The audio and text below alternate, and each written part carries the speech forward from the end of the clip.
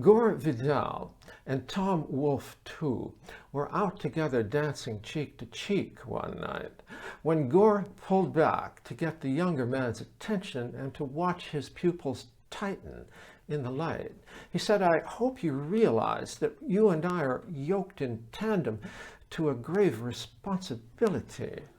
We revise the lower middle American mind and hand them all those facile reconstructions of their history. You've got painting and the recent architecture and the moon, and I redecorate the politics in my own way. In fact, it's not too much to say, and this is more than just conjecture. We've become the rear-view mirrors of the country today. Of course, you dress like a clown, and you know zip about the rich, but there are more considerations than vulgarity.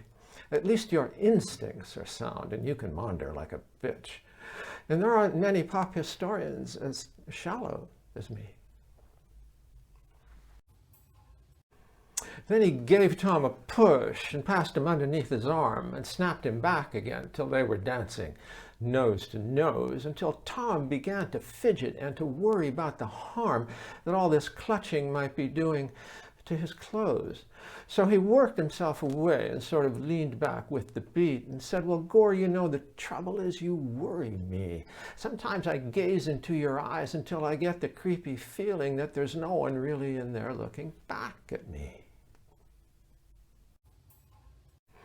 But Gore just smiled, the well-bred smile of one whose mind is so refined it has become, well, air, and said, "I'm Gore Vidal, and I was Kennedy's pal, and what you take for mere vapidity is savoir-faire.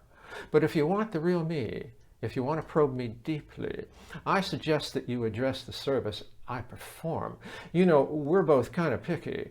We both find the country hicky, and we're doing what we can to elevate the norm. Now, my historical researches have gone quite a way to purchase us a destiny and something like a tone of class. And where could we have anchored any real sense of our past without my speculations on the size of Washington's ass?" Tom just nodded and tried to keep in step and stared off at the distance as Gore steered along. He had the strange but grown-up feeling he was finally getting hep. He had a sense now who he was and where he belonged. "Oh, the whole thing's gone to seed, to seed. There's nobody left now to read."